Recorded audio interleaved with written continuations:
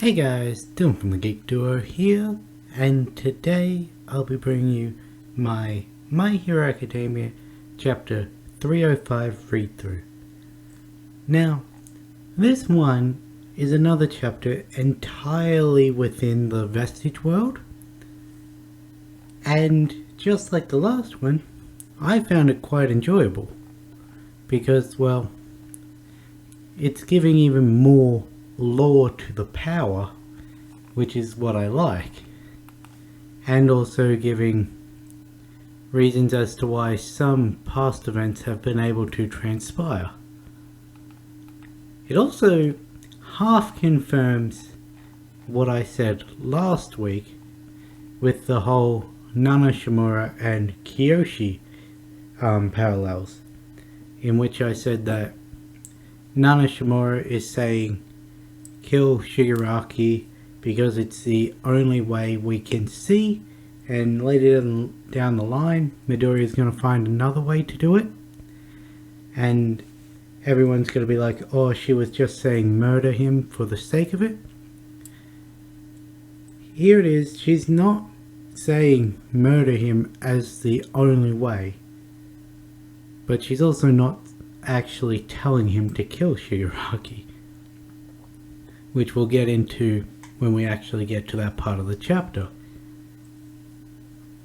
Now, the chapter starts off exactly where the last one ended, with Nana Shimura saying, "Are you able to kill Shigaraki Tomura?" "Excuse me? This isn't a request. This is a question of your will and intent. You saw him during the last interaction, and saw the face of a child who was crying. You felt that he was in pain. Our hearts and mind are one, so we can sense that feeling within you." The problem is, we don't really see it the same way. We can also sense the boy being hurt by All For One, but that doesn't mean that he wants any of our help, though. Even in that tense situation, his eyes were filled with nothing but contempt. He raised him that way. In Shigaraki's state, my brother probably took over his body by now. All For One's will has probably all but dominated his mind already. This is another attempt by him to get his hands on One For All. As for Master Kohai over here, and myself, All For One's tried to steal One For All from us twice, and failed both times. In order for One For All to stay safe from evildoers, he requires our successors to have an iron will and nigh infinite determination. Ours is a power all too valuable to be risked for just one lowly person. Shigaraki's probably going to use your lack of an iron will to his advantage. A power that cannot be transferred to another without the will of its user. And this is going to be a test of your determination. The edge One For All has over All For One is that it doesn't fall prey to being stolen. We've created and cultivated One For All for the specific purpose of eradicating All For One.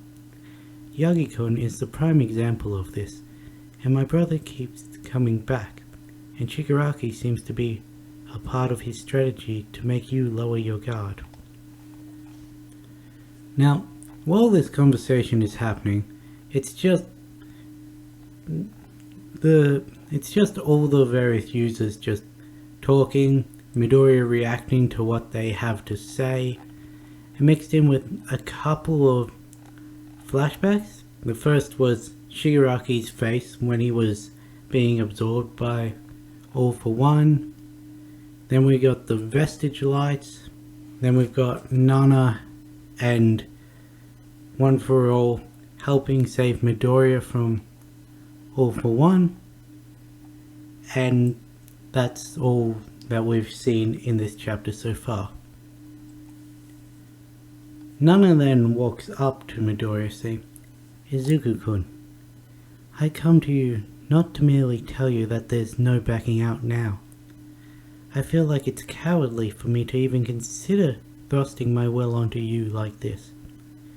But Tamura Shigaraki is my grandson. My grandson who became the way he is because I left his father at a young age to fight All for One. This is the result of my actions. And as his failure I brought upon myself, it seems so harsh to have to pass it on to a 16-year-old child. I understand this, but if my grandson, no, if that thing reaches its potential, no one will be able to stop what comes next. You would be fighting against the manifestation of pure evil. There are people out there who cannot be forgiven, comprehended, or rehabilitated. What if he's one of them? Now, I like the image that they have of Shigaraki when Nana refers to him as that thing, because remember back when Dr. Ujiko was talking about Shigaraki's development, how he had those massive moth-like wings, and the scene in all color renditions is always tinted purple. I don't know why, but yeah, he had those massive wings and looked like he came out of a cocoon. Yeah, that makes another appearance here. And when she says fighting against the manifestation of pure evil, it's just this really messed up skull. Well, it's got like Shigaraki's hair, but almost a Neanderthal gorilla skull with the mouth all messed up attached to it.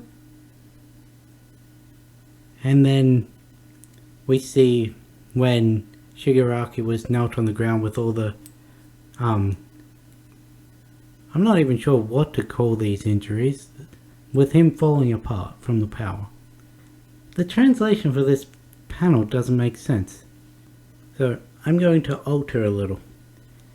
If a person who looks like he wants to be saved, but he simply cannot be saved, can you tell me that you have the will required to stop him at all costs?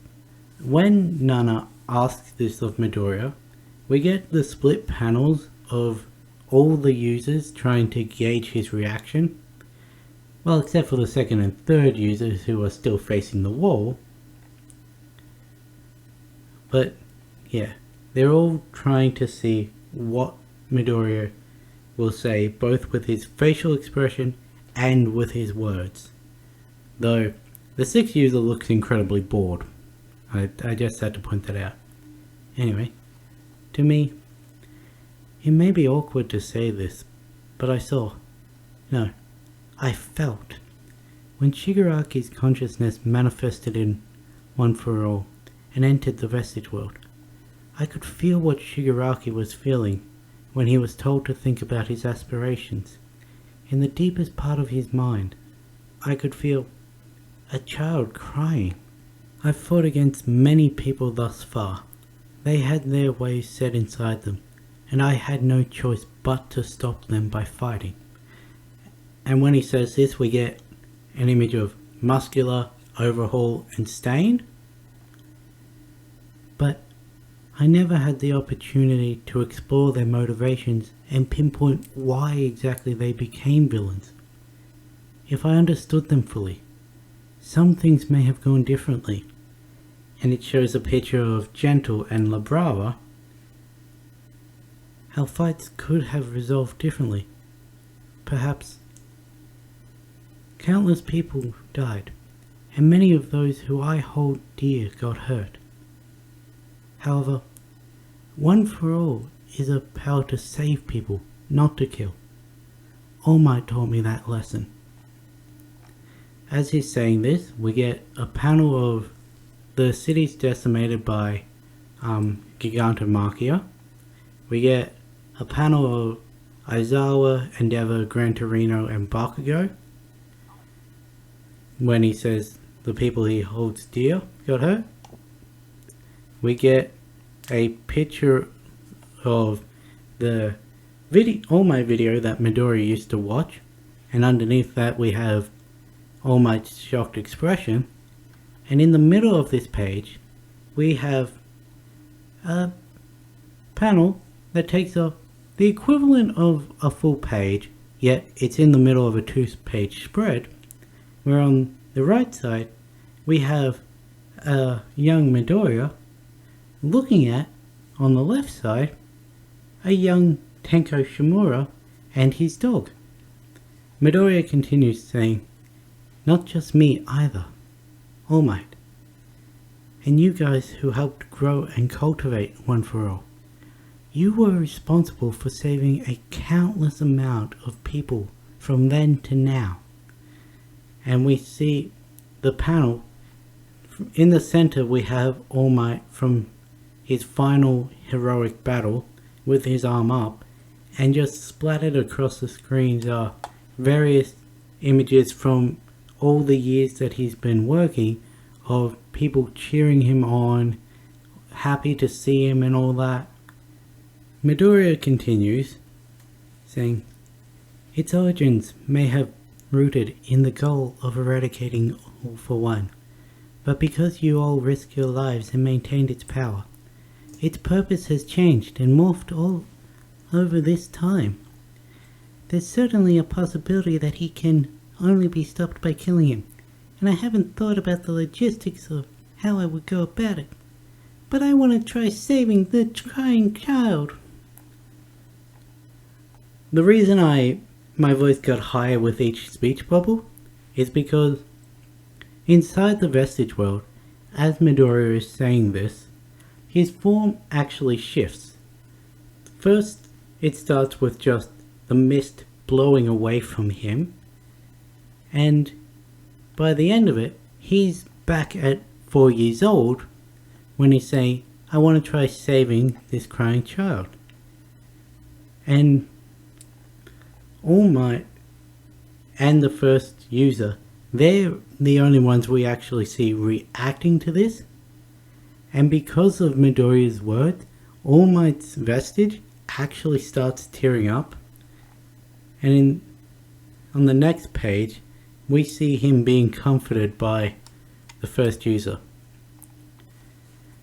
We do actually see Nana's face as well, and she looks like she's on the verge of crying as well, as the first user says, "That's right, and we'll be here to guide you on that journey. I'm incredibly glad that you, of all people, inherited One for All. I apologize for testing you like this. Gran Torino is still alive. When you wake up, please tell him that I said hi." And as she's asking this of Midoriya, she thinks to herself, "Sorry, Hiko, we made the wrong choice, but our successor is certainly determined." The first user turns around from where he's standing next to Nana and looks at the second and third user saying, "How about you guys chime in now and help us out, so that Deku knows what to expect out of the rest of you guys' quirks." And that's how the chapter ends. So it looks like either in the next chapter we're going to find out what the second, third, and sixth user, what their quirks are, just so Midoriya knows what to expect, or we're going to jump out of the Vestige world, probably to the villains, and when we come back, Midoriya will be out of the Vestige world, and we as an audience still won't know what powers to expect. I actually see that second one as more likely with what's happened in the story up till now, but yeah, I wouldn't be mad either way. Also, Nana in this chapter outright says she was testing Midoriya, seeing if he had the will to carry out his goals, because his goal is saving everyone, being the greatest hero, and that. Up until now, he failed that several times, but he still has an iron will. And because of that, he's the one that's going to be successful. It's also the fact that he has Shigaraki to reach out to, not All for One, that is also going to help him. But yeah, he's going to be... I don't see Shigaraki dying. I've said this many times. I may see All for One dying and then being reunited in the Vestige world of a merged One for All and All for One with his brother, a power that is not with Midoriya or Shigaraki. But yeah, also I've seen a lot of people saying that when Midoriya at the start of the manga says, "I am the greatest hero," it could just mean that he was responsible for eradicating the greatest evil. It doesn't mean that he is still a hero at the end of this, because I wouldn't be surprised if at the end neither One for All or All for One exist. And so because of that, ooh, what the fuck just happened there? Because of that, Midori is quirkless, and so he's not a hero per se, but he's still the greatest hero for taking out the greatest evil. You get what I'm getting at?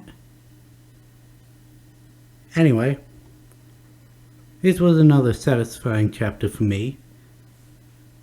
Plus it proved what I said about Nana in the last chapter right. So I guess this is a good place to end it.